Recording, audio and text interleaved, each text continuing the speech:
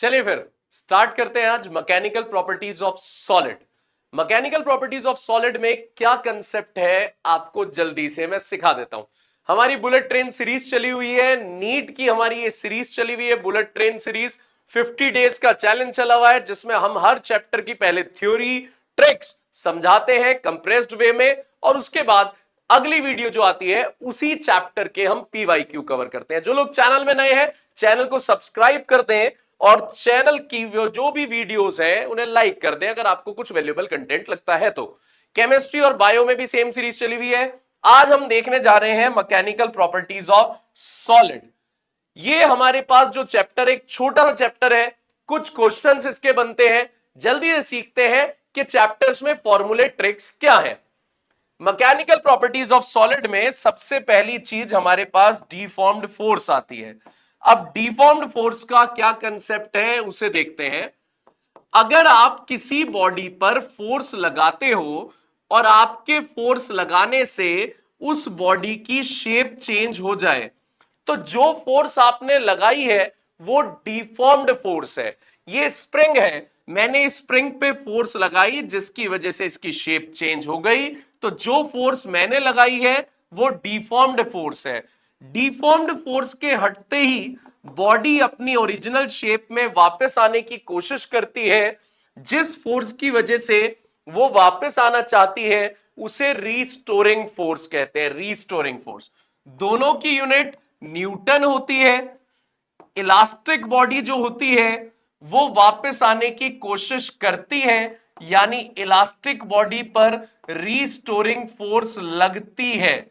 जब deformed force हटाते हैं हम उसके बाद इलास्टिक बॉडी रीस्टोरिंग फोर्स लगाती है, और जो परफेक्टली इलास्टिक बॉडी होती है वो एग्जैक्टली अपनी ओरिजिनल शेप में वापस आ जाती है। यानी अगर मैंने इस स्प्रिंग पे फोर्स लगाई डिफॉर्म्ड फोर्स, तो जैसे ही मैं डिफॉर्म्ड फोर्स हटाऊंगा ये अपनी ओरिजिनल शेप में वापस आ जाएगी। तो जब ये एग्जैक्ट अगर अपनी ओरिजिनल शेप में आ जाए, जिस शेप से आप उसे लेकर गए थे एग्जैक्ट उस शेप में आ जाए, तो उसे बोलते हैं perfectly elastic body. Elastic body का मतलब है वापस आना, और परफेक्टली इलास्टिक जो एग्जैक्ट उसी में आ जाए उसे परफेक्टली इलास्टिक बोलते हैं। और प्लास्टिक बॉडी वो होती है जिस पे रीस्टोरिंग फोर्स नहीं लगती। प्लास्टिक बॉडी पे अगर आपने एक बार उसे डिफॉर्म कर दिया तो वो खुद रीस्टोरिंग नहीं लगाती, उसे हम प्लास्टिक बॉडी बोलते हैं। क्या बोलते हैं उसे? Plastic body. चलिए अगला कंसेप्ट देखते हैं। अगला कंसेप्ट हमारे पास है स्ट्रेस। स्ट्रेस क्या होता है? स्ट्रेस होता है फोर्स अपॉन एरिया। जब आपने डिफॉर्म्ड फोर्स लगाई बॉडी पे तो उसने पलट के रीस्टोरिंग फोर्स लगाई अपने आप को वापस लाने के लिए, तो रीस्टोरिंग फोर्स अपॉन एरिया या deformed force upon area is stress. जैसे ये एक बॉडी है, इस बॉडी पर मैंने शेप चेंज कराने के लिए इस सरफेस पे फोर्स लगाई, इस सरफेस पे मैंने डिफॉर्म्ड फोर्स लगाई, पर्टिकुलरली इस सरफेस पे मैंने डिफॉर्म्ड फोर्स लगाई, तो हमारे पास स्ट्रेस होता है। स्ट्रेस जितनी फोर्स मैंने लगाई डिवाइड बाय जिस सरफेस पे लगाई थी उसका एरिया। पूरी बॉडी का सरफेस एरिया नहीं, इस पूरे पर्टिकुलरली इस वाली दीवार का एरिया, उसे बोलते हैं स्ट्रेस। स्ट्रेस की यूनिट क्या होती है? Newton upon metre square stress की यूनिट होती है। स्ट्रेस कितने तरह के होते हैं जरा स्ट्रेस का एक बार टेबल समझ लीजिए। स्ट्रेस की टेबल हमारे पास जो है, वैसे एक और स्ट्रेस होता है हाइड्रोलिक स्ट्रेस, वो हम लिक्विड चैप्टर में डिस्कस करेंगे, अभी हम सॉलिड की बात कर रहे हैं। तो स्ट्रेस में हमारे पास क्या होता है? एक होता है नॉर्मल स्ट्रेस और एक होता है टेंजेंशियल स्ट्रेस। और नॉर्मल की भी और फैमिली है। नॉर्मल में भी एक होता है लॉन्गिट्यूडनल और एक होता है वॉल्यूमेट्रिक। लॉन्गिट्यूडनल स्ट्रेस और एक है वॉल्यूमेट्रिक स्ट्रेस। लॉन्गिट्यूडनल की भी फैमिली है, एक है टेंसाइल और एक है कंप्रेसिबल। Compressible stress. चलिए पहले मैं आपको समझाता हूं ये नॉर्मल स्ट्रेस और टेंजेंशियल स्ट्रेस क्या होता है। अगर आप किसी बॉडी पर परपेंडिकुलर फोर्स लगाते हैं, उसके सरफेस पे परपेंडिकुलर फोर्स लगाते हैं, तो उसे बोलते हैं नॉर्मल स्ट्रेस। ये बॉडी है, ये बॉडी है, आपने इस पे फोर्स लगाई, कैसे? परपेंडिकुलर, शेप चेंज हो रही है, देखो शेप, तो ये है नॉर्मल। और अगर आप बॉडी पे फोर्स लगा रहे हो अलोंग अलोंग अलोंग, शेप तो इससे भी चेंज हो रही है, यानी दोनों फोर्स कैसी है? डीफॉर्म्ड। दोनों फोर्स कैसी है? डीफॉर्म्ड। ये वाली जो है, ये आपके पास कौन सी है? ये है नॉर्मल। और ये कैसी है? ये है टेंजेंशियल। यानी अगर डिफॉर्म्ड फोर्स परपेंडिकुलर लगती है तो वो नॉर्मल है, और अगर डिफॉर्म्ड फोर्स अलोंग लगती है तो वो क्या कैटेगरी में आती है? वो आती है टेंजेंशियल की कैटेगरी में।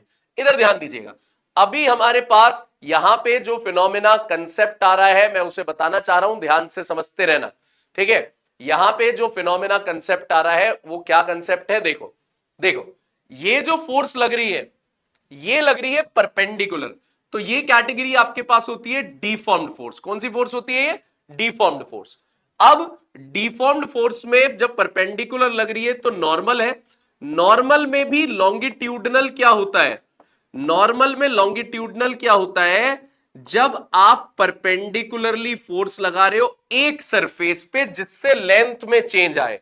किस में चेंज आए? लेंथ में। अब देखो, स्प्रिंग में दोनों बार ही मैंने परपेंडिकुलर फोर्स लगाई है।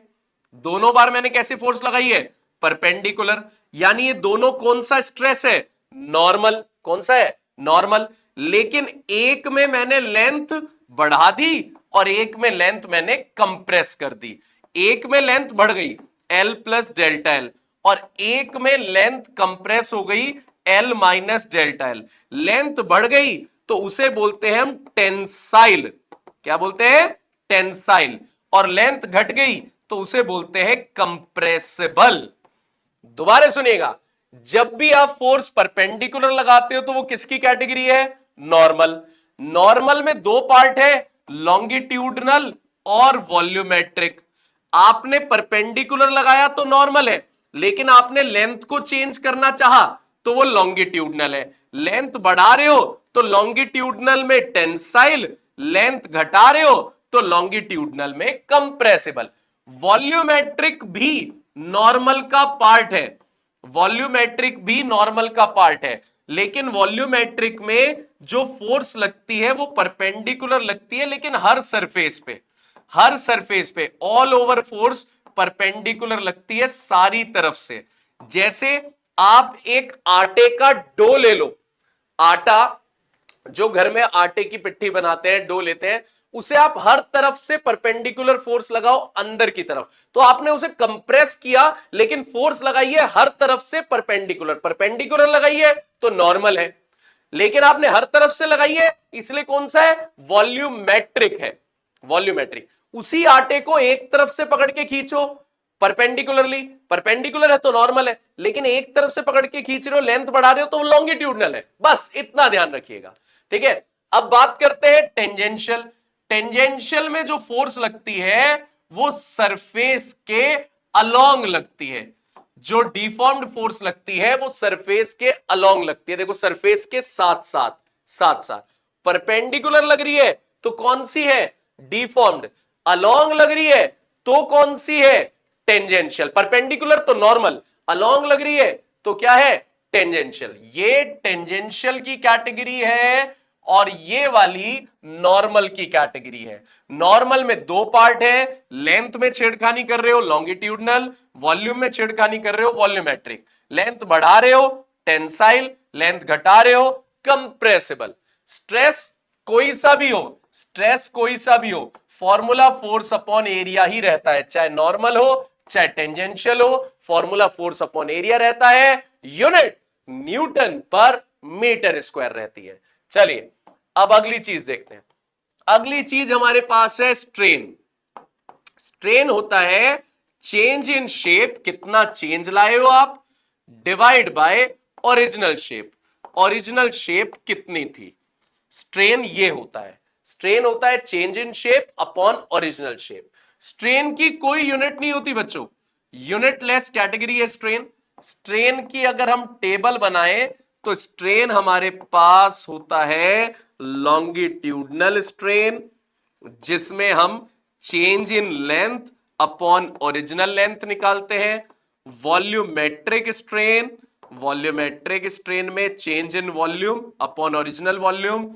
और शेयरिंग स्ट्रेन, अब ये शेयरिंग स्ट्रेन क्या ड्रामा है ये अभी बताता हूं, पहले मैं बात कर लूं इन सब की। देखो, longitudinal strain, longitudinal strain, suppose करो इस स्प्रिंग की लेंथ है L और मैंने बाहर की तरफ डिफॉर्म्ड फोर्स लगाई जिसकी वजह से इसकी लेंथ हो गई L प्लस डेल्टा L। तो लॉन्गिट्यूडनल स्ट्रेन होगा चेंज लेंथ में कितना आया है डेल्टा L अपॉन ओरिजिनल कितनी थी L। लेकिन अगर मैंने इस स्प्रिंग को कंप्रेस किया होता, इसकी लेंथ पहले L थी, अब कंप्रेस होके L माइनस डेल्टा L हो गई, तो लॉन्गिट्यूडनल स्ट्रेन कितना हो गया, change in length upon original length, किसमें माइनस में, change in length upon original length किसमें माइनस में, इसमें प्लस है और इसमें माइनस। माइनस क्यों है, क्योंकि लेंथ हम कम कर रहे हैं।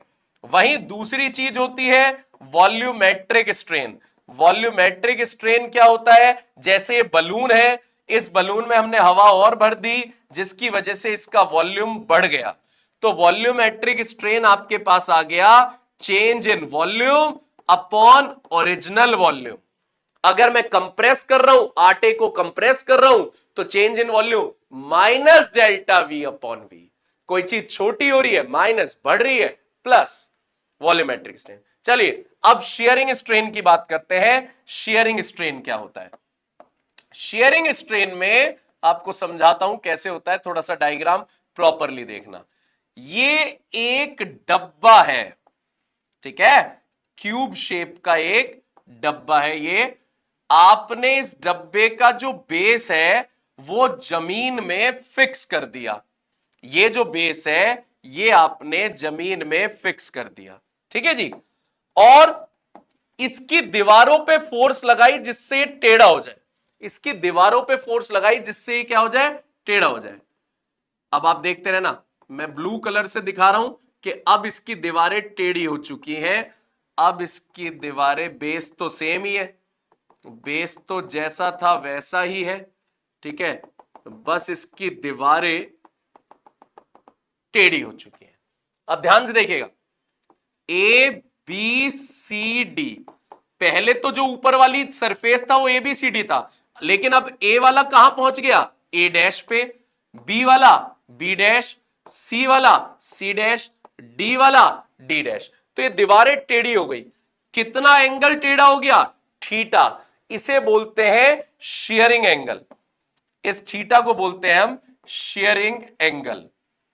जितना एंगल इसका टेढ़ा हो गया, शेयरिंग एंगल। इसकी लेंथ कितनी थी L, ये आगे कितना गया है X, ये जो टेढ़ा होके आगे गया है X, ठीक है। तो ध्यान रखिएगा, शेयरिंग स्ट्रेन, शेयरिंग स्ट्रेन का फॉर्मूला क्या बैठता है, ये जो शेयरिंग एंगल है थीटा, ये x अपॉन L बैठता है, इसी को शेयरिंग स्ट्रेन बोला जाता है, शेयरिंग एंगल को। Theta is equals to x, कितना आगे गया है, डिवाइड बाय लेंथ जो आगे गई है, x अपॉन L, इसे शेयरिंग स्ट्रेन बोलते हैं, ठीक है जी। अच्छा एक और बात, एक और, एक सिलेंड्रिकल वायर है जिसकी लेंथ L है, जिसका रेडियस R है, आपने उसका बेस तो फिक्स कर दिया और ऊपर से उसे ट्विस्ट कर दिया। सिलेंड्रिकल वायर है, बेस उसका फिक्स कर दिया, उसे ट्विस्ट कर दिया, तो आपसे कहा जाता है कि ट्विस्टिंग एंगल और शेयरिंग एंगल का क्या रिलेशन है। तो ध्यान से सुनिएगा, R phi is equals to L theta. L आपको दिख रहा है लेंथ है, आर आपको दिख रहा है रेडियस है इस सिलेंडर की, थीटा अभी बताया था शेयरिंग एंगल होता है, शेयरिंग एंगल, और फाई क्या होता है? फाई आपके पास है ट्विस्टिंग एंगल। कितने एंगल आपने ट्विस्ट किया है? आपने उसे 30 डिग्री ट्विस्ट किया है, 60 डिग्री ट्विस्ट किया है। जितना आपने उसे ट्विस्ट किया है, ट्विस्ट करने की वजह से उसमें शेयरिंग एंगल कितना आया? तो L theta is equals to R phi. बस इतना आपको याद रखना है, ये ट्विस्टिंग का कंसेप्ट। चलिए आगे चलते हैं, अगला कंसेप्ट देखते हैं। डिफॉर्म्ड फोर्स देख ली, शेप चेंज कराने वाली फोर्स। रिस्टोरिंग देख ली, वापस आने वाली फोर्स। स्ट्रेस देख लिया, फोर्स अपॉन एरिया। स्ट्रेस के दो टाइप देख लिए, नॉर्मल, टेंजेंशियल। नॉर्मल के दो टाइप देख लिए, लॉन्गिट्यूडनल, लॉन्गिट्यूडनल या वॉल्यूमेट्रिक। लॉन्गिट्यूडनल के दो टाइप देख लिए, टेंसाइल या कंप्रेसिबल। उसके बाद स्ट्रेन देख लिया, change in shape upon original shape. Strain के तीन टाइप देख लिए, longitudinal, volumetric, sharing. Longitudinal change in length upon original length, volumetric change in volume upon original volume, sharing, sharing में आपको देखना होता है कितना एंगल वो शिफ्ट हुई है। ऐसे बेस सेम है तो कितना एंगल वो लीन कर गई, तो बेस सेम है, तो वहां आपके पास शेयरिंग एंगल आ गया theta is equals to x by L. Twisting angle के साथ उसका रिलेशन देख लिया। अब आगे देखते हैं हम लोग हुक्स लॉ। हुक्स लॉ का क्या कंसेप्ट है, क्या कहना चाह रहा है, जरा ध्यान से देखिए, बहुत काम की चीज है। हुक्स लॉ कहता है जब भी आप किसी बॉडी पर लोड ज्यादा बढ़ाते हो तो उसमें एक्सटेंशन भी ज्यादा होता है। m की जगह 2m कर दिया तो लेंथ बढ़ गई, 2m की जगह 3m कर दिया तो लेंथ बढ़ गई। यानी लोड और एक्सटेंशन एक दूसरे पर डिपेंड करते हैं, ऐसा हुक्स लॉ का कहना है। लेकिन फिजिक्स की लैंग्वेज में जितना आप स्ट्रेस अप्लाई करोगे उतना ही उसमें स्ट्रेन होगा। Stress applied, strain produced. Strain होता है स्ट्रेन जो होता है चेंज होता है, चेंज, यही बताया था। तो जितना स्ट्रेस दोगे उतना स्ट्रेन होगा, लेकिन under elastic limit. Elastic limit तक ही हुक्स लॉ चलता है। इलास्टिक लिमिट क्या है बताता हूं। इस स्प्रिंग को जब तक मैं यहां तक खींचूंगा तब तक छोड़ने पर यह वापस अपनी ओरिजिनल पोजीशन पे पहुंच जाएगी। अगर मैंने स्प्रिंग को यहां तक खींच के छोड़ा तो ये वापस ओरिजिनल पोजीशन पे पहुंच जाएगी। यहां तक खींच के छोड़ा, देखो इस लाइन से अंदर अंदर है, तो ये वापस चली जाएगी ओरिजिनल पोजीशन पे। लेकिन अगर ये लाइन पार करके मैंने स्प्रिंग को छोड़ा तो अब ये एग्जैक्ट ओरिजिनल पोजीशन पे वापस नहीं जाएगी, थोड़ा बहुत नीचे आ जाएगी। यानी आपने इलास्टिक लिमिट पार कर दी। क्या पार कर दी? Elastic limit. तो इलास्टिक लिमिट वो मैक्सिमम स्ट्रेस होता है जितना बॉडी सह सकती है, और स्ट्रेस हटाने के बाद बॉडी एग्जैक्ट ओरिजिनल शेप में वापस चली जाए, उसे इलास्टिक लिमिट बोलते हैं। एक बार बॉडी ने इलास्टिक लिमिट पार कर दी तो वो एग्जैक्ट ओरिजिनल पोजीशन पे वापस नहीं जाती है। तो वापस लौटते हैं हुक्स लॉ पे। हुक्स लॉ कहता है जब तक इलास्टिक लिमिट के अंदर हो आप, जितना ज्यादा लोड डालोगे उतना ज्यादा एक्सटेंशन होता रहेगा, डायरेक्टली प्रोपोर्शनल। यानी अगर आपने लोड 3 गुना डाला है तो एक्सटेंशन भी 3 टाइम्स होगा। देखिए चलिए अगला कंसेप्ट समझते हैं। प्रोपोर्शनैलिटी का साइन हटते ही यहां पे एक कांस्टेंट आता है, वो कांस्टेंट होता है आपके पास क्या? ये कांस्टेंट आपके पास होता है modulus of elasticity. Modulus of elasticity, ये ई जो है ये कांस्टेंट है। इस कांस्टेंट की यूनिट क्या होती है? न्यूटन पर मीटर स्क्वायर। जिस बॉडी की मॉड्यूलस ऑफ इलास्टिसिटी ज्यादा है वो ज्यादा स्ट्रेस सह सकती है और उसके अंदर स्ट्रेन कम होगा। तभी बोलते हैं कि स्टील ज्यादा इलास्टिक होती है एज कंपेयर टू रबर, क्योंकि स्टील ज्यादा स्ट्रेस सह सकती है, स्ट्रेन उसमें कम होता है, चेंज कम आता है। वहीं रबड़ पे आप थोड़ा सा स्ट्रेस डालोगे उसमें स्ट्रेन ज्यादा हो जाता है, जैसे रबड़ बैंड होता है, स्ट्रेस डालते हैं स्ट्रेन ज्यादा हो जाता है। तो इसलिए steel is more elastic than rubber, ठीक है, क्योंकि वो ज्यादा स्ट्रेस सह सकती है। तो आप वो मत सोचना कि स्टील कहां इलास्टिक है भाई, रबड़ ज्यादा इलास्टिक लगती है हमें, नहीं भैया, वो कंसेप्ट ही नहीं है। इलास्टिसिटी डिफाइन करने का मतलब है कि ज्यादा स्ट्रेस सहे और चेंज कम आए। तो ज्यादा स्ट्रेस कौन सह सकता है? स्टील एज कंपेयर टू रबड़, और चेंज कम किस में आता है? स्टील में। तो कौन ज्यादा इलास्टिक हुआ? यस, स्टील ज्यादा इलास्टिक हुआ। चलिए, तो ई आ गया मॉड्यूलस ऑफ इलास्टिसिटी। ई इसका मतलब होता है स्ट्रेस अपॉन स्ट्रेन। ई होता है स्ट्रेस अपॉन स्ट्रेन। ई के मॉड्यूलस ऑफ इलास्टिसिटी के तीन पार्ट्स होते हैं। इसके तीन पार्ट्स होते हैं, यंग्स मॉड्यूलस, बल्क मॉड्यूलस या modulus of rigidity. Modulus of rigidity को शेयरिंग मॉड्यूलस भी बोलते हैं।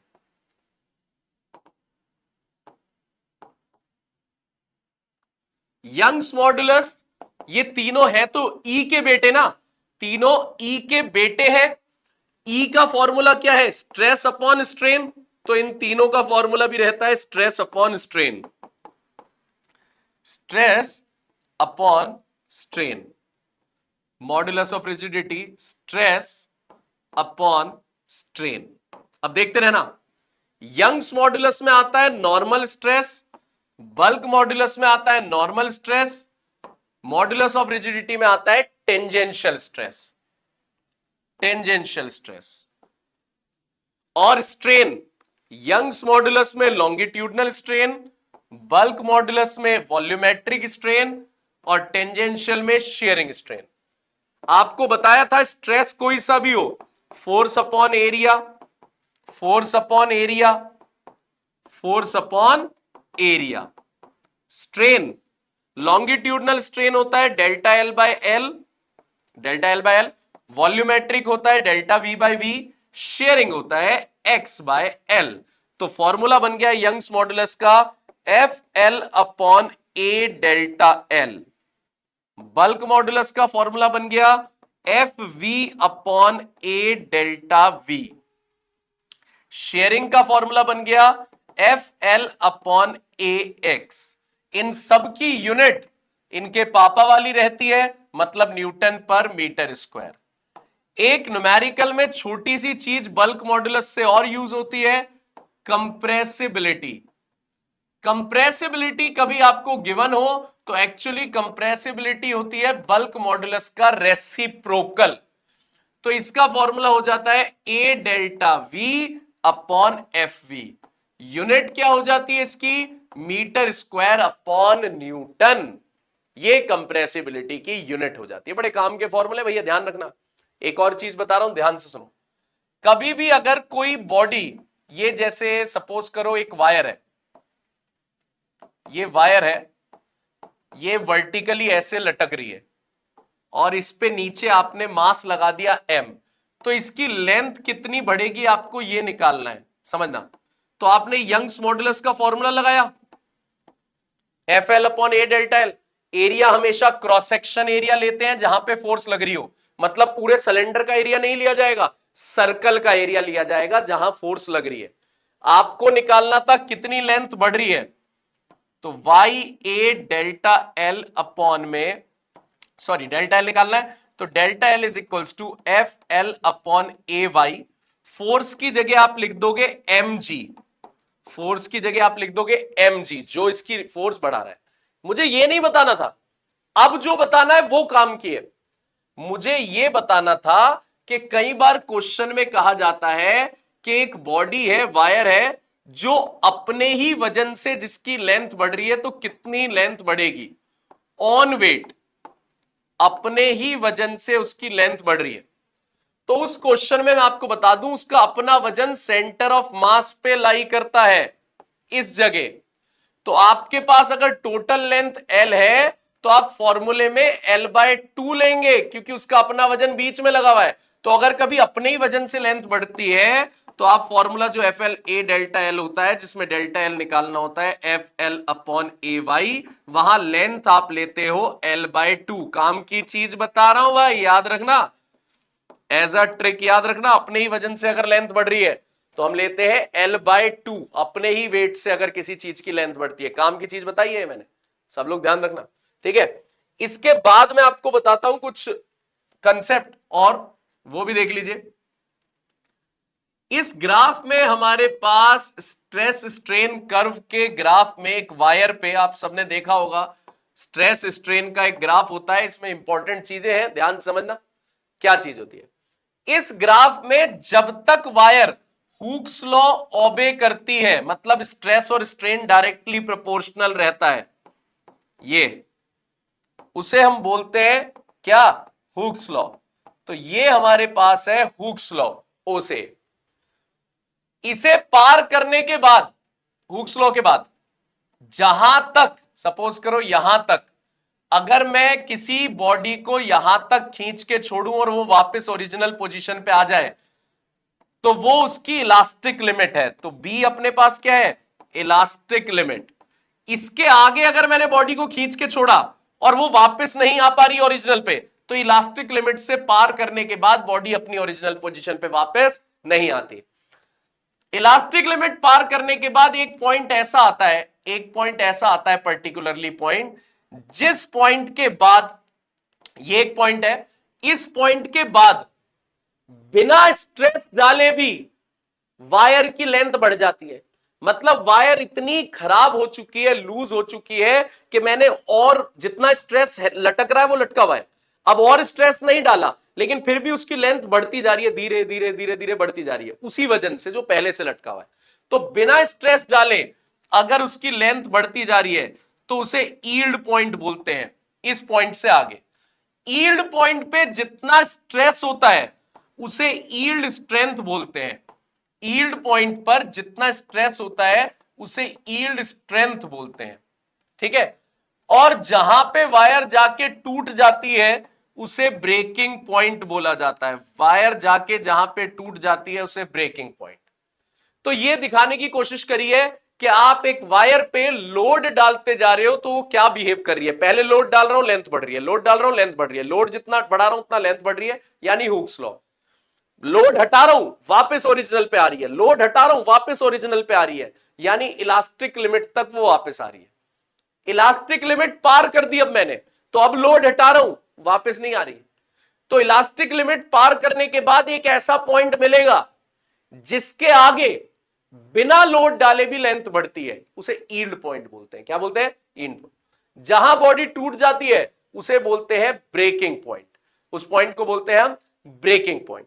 चलिए आगे देखते हैं कुछ और चीजें। यहां पे अगर आपसे बोला जाए इलास्टिक आफ्टर इफेक्ट क्या होती है, इलास्टिक आफ्टर इफेक्ट होता है कि किसी बॉडी से आपने डिफॉर्म्ड फोर्स हटा दी तो वो वापस अपनी ओरिजिनल पोजीशन पे जाने पर थोड़ा सा डिले दिखाए, टेम्पररी डिले, उसे बोलते हैं इलास्टिक आफ्टर इफेक्ट। क्या ये ओरिजिनल पोजीशन पे नहीं जाएगी, जाएगी, लेकिन अगर वो हल्का सा डिले दिखा रही है तो उसे हम बोलते हैं टेम्पररी डिले, जो दिखाया है इलास्टिक आफ्टर इफेक्ट। अब सुनिए इलास्टिक फटीग, इलास्टिक फटीग क्या होता है आपके पास, उस चीज को समझ लो। अगर फटीग बोला है, फटीग, देखिए इलास्टिक फटीग क्या होता है हमारे पास, अगर आप किसी बॉडी पर बार बार डिफॉर्म्ड फोर्स लगाते हो, रिपीटेडली डिफॉर्म्ड फोर्स, तो वो अपना स्ट्रेंथ लूज कर देती है, उसे बोलते हैं इलास्टिक फटीग। स्ट्रेंथ लूज कर देती है उसे बोलते हैं इलास्टिक फटीग। कब, जब उस पर रिपीटेडली डिफॉर्म्ड फोर्स लगती है, रिपीटेडली डिफॉर्म्ड फोर्स लगती है तो वो इलास्ट अपना क्या लूज कर देती है, स्ट्रेंथ लूज कर देती है, उसे इलास्टिक फटीग बोलते हैं। क्रीप, क्रीप क्या चीज होती है, क्रीप होती है अगर किसी बॉडी पर मेटल पे बहुत लंबे समय तक स्मॉल अमाउंट ऑफ फोर्स लग रही है और उस स्मॉल फोर्स से भी मेटल टूट जा रहा है, क्यों, क्योंकि टाइम बहुत हो गया, तो उसे क्रीप बोलते हैं। एग्जाम्पल, एक छत से पंखा लटका हुआ है, उस पंखे पे पंखा जो लटका हुआ है हुक से लटका हुआ है, वो पंखा 200-300 साल तक लटका रहा, पंखे ने फोर्स उतनी नहीं लगाई कि टूट जाए हुक, लेकिन वो कॉन्टिन्यूअसली कितने टाइम तक लगाई, 200 ईयर, 300 ईयर, तो वो हुक टूट गया, उसे बोलते हैं क्रीप। जिससे मैटर टूट जाता है, ठीक है, लंबे समय तक। इलास्टोमर्स, इलास्टोमर्स वो होते हैं जिसमें आप स्ट्रेस ज्यादा लगाते हो लेकिन उस हिसाब से चेंज नहीं आता, उस हिसाब से चेंज नहीं आता। रबड़, नॉन डस्ट की रबड़ देखी आपने, नॉन डस्ट की रबड़, आप पहले खींचते हो वो खिंचती है, उसके बाद आप और खींचते हो वो खिंचती नहीं है, और खींचते हो खिंचते नहीं है, डायरेक्ट टूट जाती है। तो पहले तो उसने स्ट्रेन दिखाया, लेकिन जब आप और फोर्स लगा रहे हो तो वो नहीं दिखा रही स्ट्रेन, यानी सिर्फ क्या बढ़ रहा है, स्ट्रेस, स्ट्रेन नहीं बढ़ रहा, ग्राफ आगे नहीं जा रहा, स्ट्रेस बढ़ रहा है, वो डायरेक्ट टूट जाती है। उसे बोलते हैं हम क्या, इलास्टोमर्स। इसे क्या बोलते, ये क्रीप अलग है, इलास्टोमर्स उसे बोला जाता है, ध्यान रखिएगा ये बात, उसे हम इलास्टोमर्स वाली कैटेगरी में देखते हैं, ठीक है। ब्रिटल आपको पता है, ब्रिटल वो होते हैं जो इलास्टिक लिमिट पार करने के बाद तुरंत ही टूट जाते हैं। सपोज करो आपने स्ट्रेस लगाया, स्ट्रेन हुआ, यहां तक इलास्टिक लिमिट है और इलास्टिक लिमिट के बाद उसका ब्रेकिंग पॉइंट देखो कितनी जल्दी आ गया, तो वो ब्रिटल है। इलास्टिक लिमिट के बाद ब्रेकिंग पॉइंट जल्दी आ गया तो वो कौन से हैं, ब्रिटल है, ब्रिटल।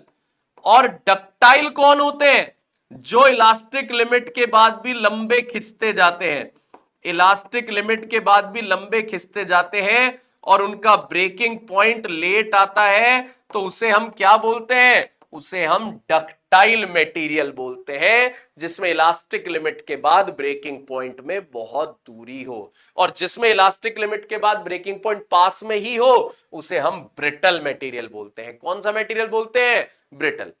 चलिए आगे देखते हैं, ठीक है, यहां तक आ रहा है समझ, करते रहिएगा, छोटी छोटी चीजें, फॉर्मूले जरूर याद रखिएगा। आगे देखिए, पॉइजन्स रेशो, पॉइजन्स रेशो किस कैटेगरी में होता है, पॉइजन्स रेशो होता है lateral strain upon longitudinal strain.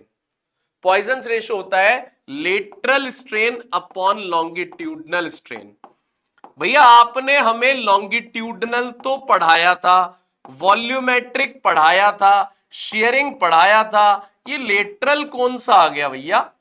Lateral actually खुद कोई स्ट्रेन नहीं है, आप किसी बॉडी में एक्स स्ट्रेन करना चाह रहे हो, वाई अपने आप हो गया, तो जो वाई है वो लेटरल स्ट्रेन है। एग्जाम्पल, ये एक रबड़ का पाइप है जिसकी लेंथ एल है, रेडियस आर है, मैं उसकी लेंथ बढ़ाना चाह रहा हूं, मैंने लेंथ बढ़ा the L plus delta L, लेकिन एज अ रिजल्ट रेडियस कम हो गया, तो जो रेडियस में चेंजेस आए हैं वो लेटरल स्ट्रेन है।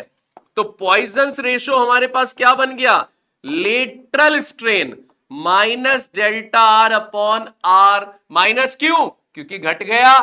लॉन्गिट्यूडनल स्ट्रेन, लॉन्गिट्यूडनल स्ट्रेन होता है डेल्टा एल अपॉन एल, भैया ये यूनिटलेस होता है, पॉइजन्स रेशो क्या होता है, यूनिटलेस। अब सुनिए, एक स्प्रिंग को आप खींच रहे हैं तो उसकी पोजीशन चेंज हो रही है, तो पोटेंशियल एनर्जी का फॉर्मूला बताओ स्ट्रेस और स्ट्रेन की टर्म्स में। तो पोटेंशियल एनर्जी का फॉर्मूला होता है half stress strain volume, half stress into strain into volume. और अगर कोई पूछता है एनर्जी डेंसिटी बताओ, तो एनर्जी डेंसिटी क्या होती है, एनर्जी अपॉन वॉल्यूम, जैसे मास डेंसिटी होती है मास अपॉन वॉल्यूम, तो एनर्जी डेंसिटी क्या होगी, एनर्जी अपॉन वॉल्यूम। तो यहां से आपके पास आंसर क्या आ जाएगा, half stress into strain. Volume नहीं आएगा भैया इस बार, क्योंकि वॉल्यूम तो डिवाइड में जा चुका है, हाफ स्ट्रेस इंटू स्ट्रेन। ये आपके पास सिंपल सा कंसेप्ट आ गया, पोटेंशियल एनर्जी भी आ गई, पॉइजन्स रेशो भी बता दिया, Young's modulus, bulk modulus, modulus of rigidity बता दिया, क्रीप बता दिया, इलास्टोमर्स बता दिया, ट्विस्ट एंगल बता दिया, आपको अपनी फोर्स से कितना वो नीचे चला जाता है वो भी बता दिया। तो सारे कंसेप्ट हमारे पास मैकेनिकल प्रॉपर्टीज ऑफ सॉलिड के हो चुके हैं। जस्ट इससे अगली वीडियो में हम देखने वाले हैं क्या, इसी चैप्टर के पीवाईक्यू। रोटेशन की वीडियो बड़ी सुपर वीडियो आ चुकी है, जिसमें एक में सारे फॉर्मूले, centre of mass, movement of inertia, radius of gyration discuss कराया है, और एक में सारे पीवाईक्यू कराए हैं, सारे नीट के पीवाईक्यू कराए हैं। वो वीडियोस भी देख लेना। और चैनल को सपोर्ट जरूर करें यार। एक लाइक तो बनता है, एक लाइक तो बनता है। मेहनत चल रही है, आपको सपोर्ट मिल रहा है नीट 4 मई के लिए, तो यार एक लाइक तो बनता है। एक लाइक आप दें और एक सब्सक्राइब करें और आगे एक बच्चे को जरूर शेयर करें। तब तक पढ़ते रहें, पढ़ना जरूरी है, पढ़ते रहें, अपना ध्यान रखिए। Bye then.